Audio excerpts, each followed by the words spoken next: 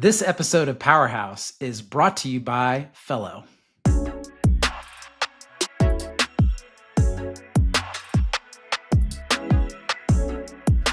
Welcome to Powerhouse, where we interview the biggest names in housing and ask them about their strategy for growth. I'm Diego Sanchez, president of HousingWire, and my guest today is Colin Allen, executive director of the American Property Owners Alliance. Colin, it's so great to have you on the show. Well, Diego, thanks for having me. Good to join you. So let's begin with the beginning. What is the American Property Owners Alliance? So the Alliance really at its core is about advocacy, right? With a strong focus on digital and grassroots. We work with elected officials, real estate professionals, and financial leaders and community stakeholders to bring together, kind of millions of homeowners and bring that voice to represent property owners across the country, really in the most important conversations that are happening here in DC about homeownership, about property rights. So really grassroots organization that works to empower homeowners and those who want to realize the American dream, right? And really work to represent that voice here in legislation and make sure that that's reflected and those voices are reflected in what's going on here in DC in the halls of Congress. So you're focused in Washington, D.C. On the federal government. Do you partner with organizations that work in the states or even in cities? We do. Again, the legislative focus is largely at the federal level, but yeah, we're out doing kind of homeownership related events and education out in some of the states and cities. So when we're there, we're partnering with local lenders, with realtors, and oftentimes state and local government officials when we're there as well. But again, kind of that legislative priority lives a little bit more at the federal level. You have a pretty interesting background, including a decade at the National Association of Realtors and over 6 years as a legislative assistant in the United States Senate. How did this background of yours prepare you for your work at APOA? So, I think, in addition to kind of learning that the policy and the legislative process, working on the Hill, I feel like gave me some really good insights into what members of Congress and their staff need to get their jobs done. The Senate process, as you have seen here recently with this most recent reconciliation bill, every few years gets comes into focus and is important. And it's not something that everybody in town here really understands or knows how to work with. So when we get into reconciliation bills on taxes and things like that, it's really helpful to have that background.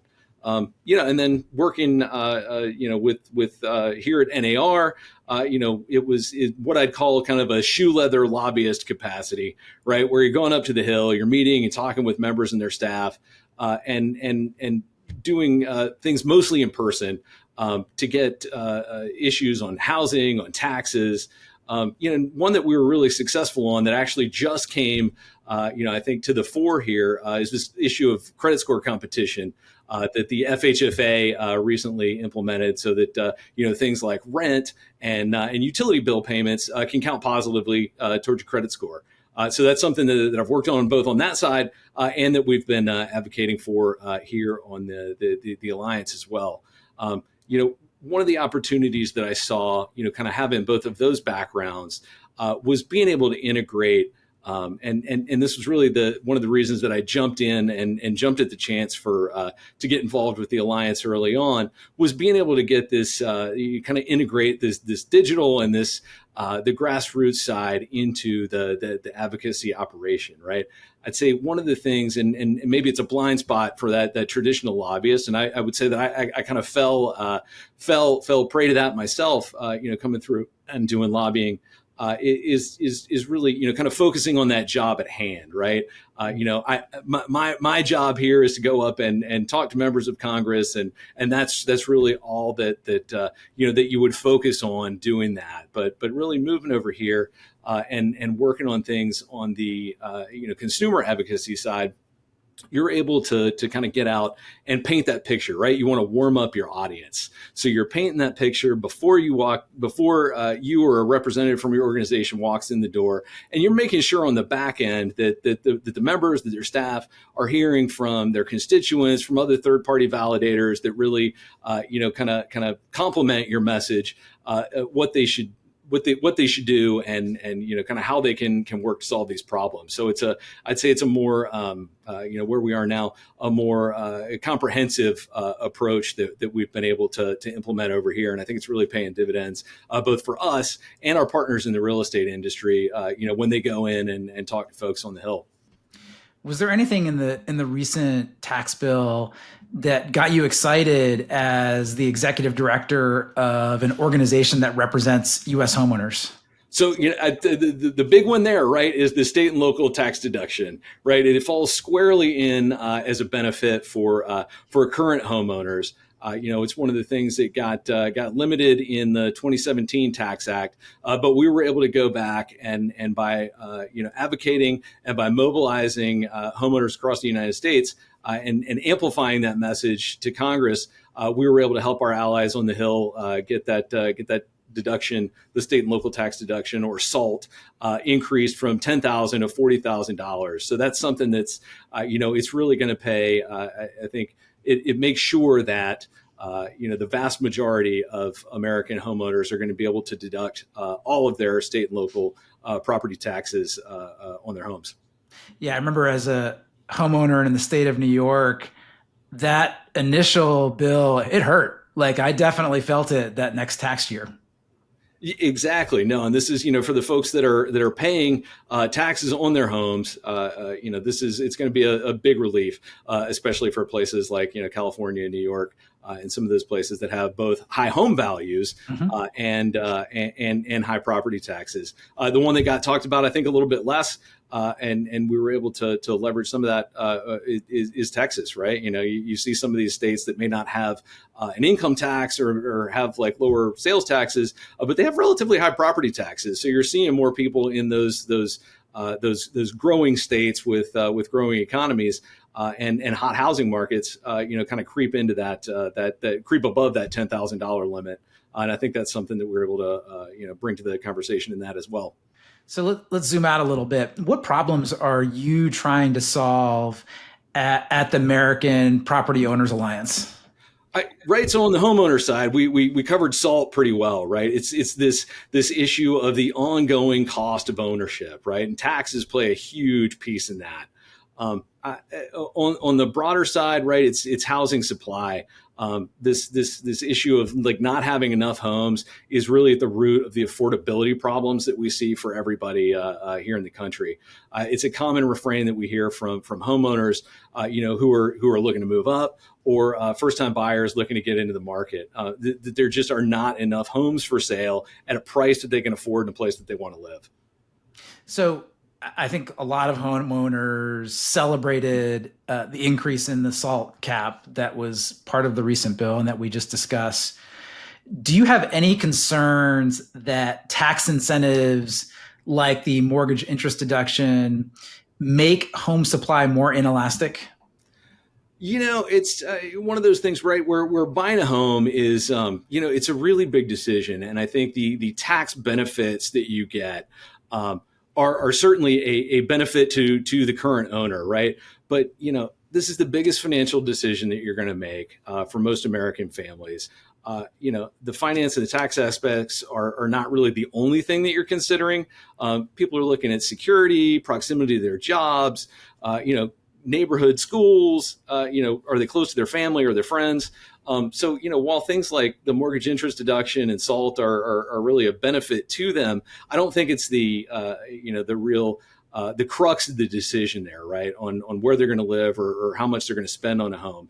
I think the two things that we would really look at on the inelasticity side, and I think there's some documented evidence here that we're seeing that they contribute, would be interest rates, right? You hear the constant calls to decrease interest rates. We had decade of very, very low rates and a very quick increase in those rates. So we're seeing that rates are, a measurable lock-in effect from that.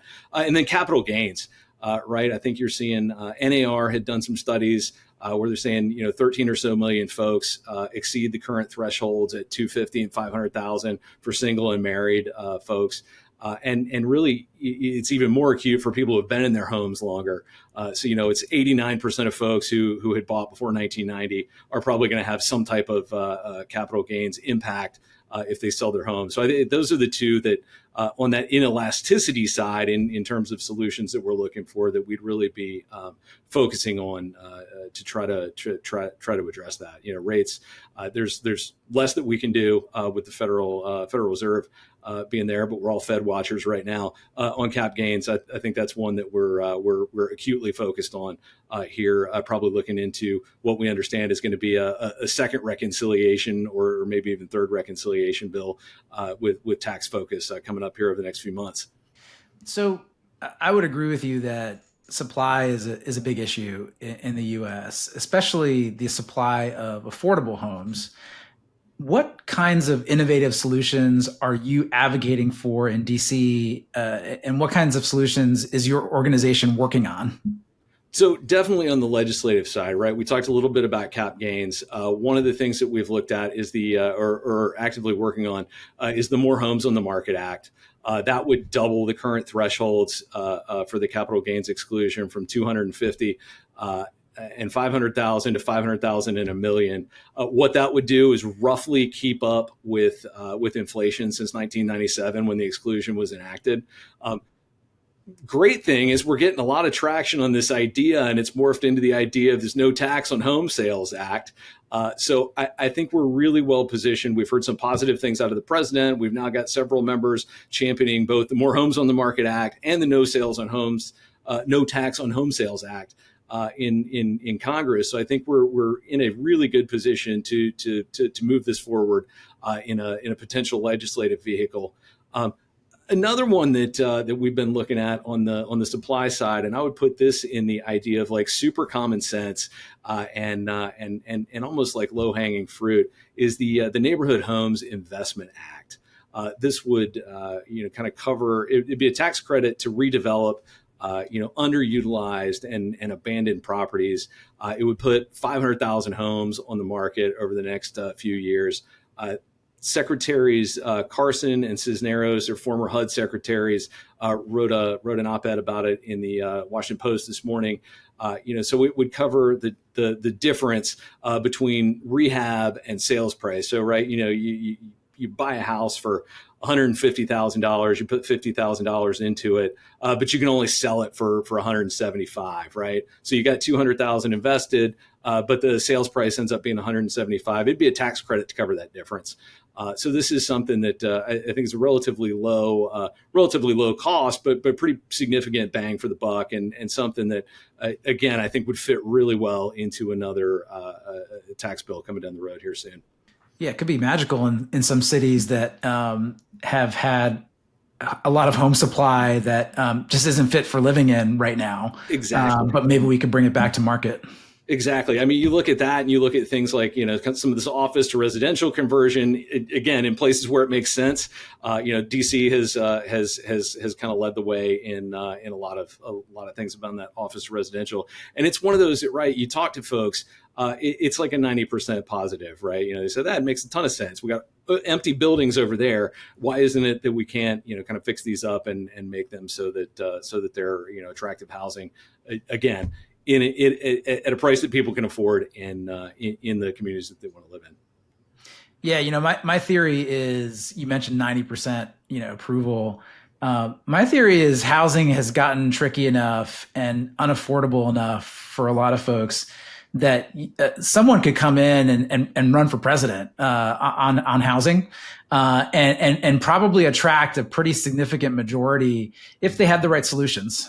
I think so, right? It's one of those where we, and kind of looking at a lot of the polling, you're starting to see it pop out, in Gallup's kind of open-ended questions. It's always, inflation in the economy or jobs in the economy, right? But you're starting to see housing really pop out there. And that's something that we've been trying to tease out is, where does it fit in that ecosystem of just things are more expensive than they used to be? And no, I think so. And I think this is why you're seeing, President Trump now kind of jump on this bandwagon of, no tax on home sales, right?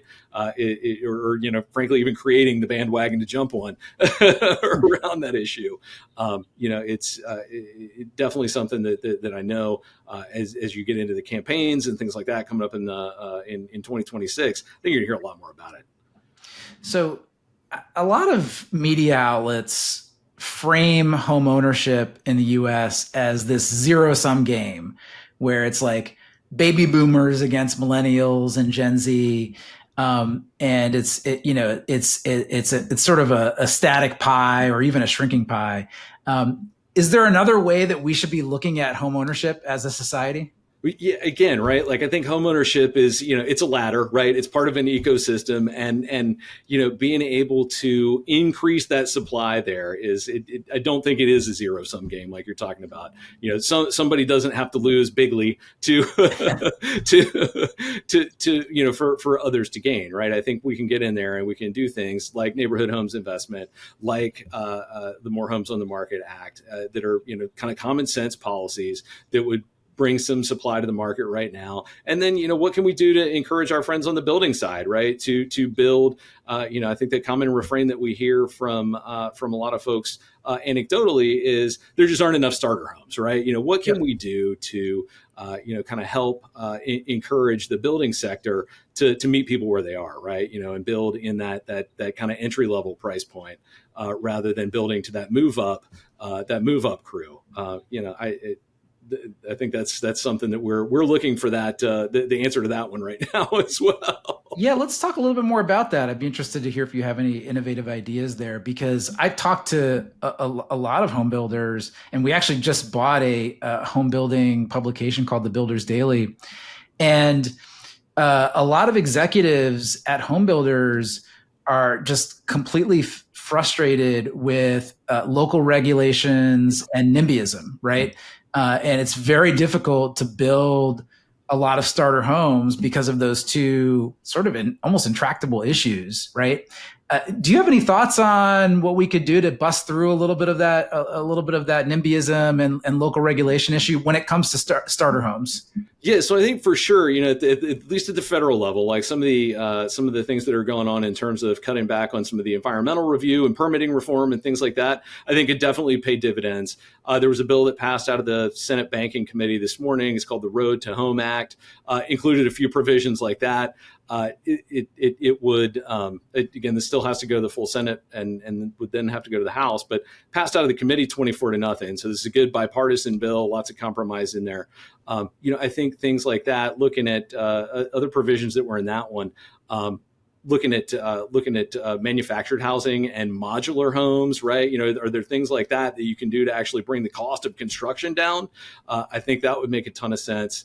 I live here in Arlington County, where we had some of this missing middle issue come up, where looking at doing by right development of 2 to 6 unit properties on what are zoned single family. That was challenged in courts. It's currently on hold. So yeah, I mean, I think looking at some of those things are definitely some of the things that we're doing. And from the messaging side, right, I think what we're looking at is like, how do you talk to people about this, right? And kind of carry that message of, from a property owner standpoint, it benefits you to have different kinds of properties around you, be that, like multifamily residential, it be that, and what we're talking about, I think when we look at that is not, it's not a high rise, right, in the middle of a neighborhood. It's, could we put a duplex in, or could we put, three townhouse development in sideways or something like that. So, convincing folks that it's also in their best interest to have that kind of mixed development there, right? That it's good for property values. It's not going to overcrowd the schools, things like that, right? I think we're kind of out talking to folks in the communities about things like that, and really trying to figure out if there's a policy there that could thread that needle, or is it a messaging and hearts and minds kind of activity there. Yeah, so maybe we'll wrap up with a big question about first-time home buyers and the American dream. It is a challenging time out there right now. If you're a first-time home buyer, you have historically high home prices, and mortgage rates are well above the range that they've been in for the past decade.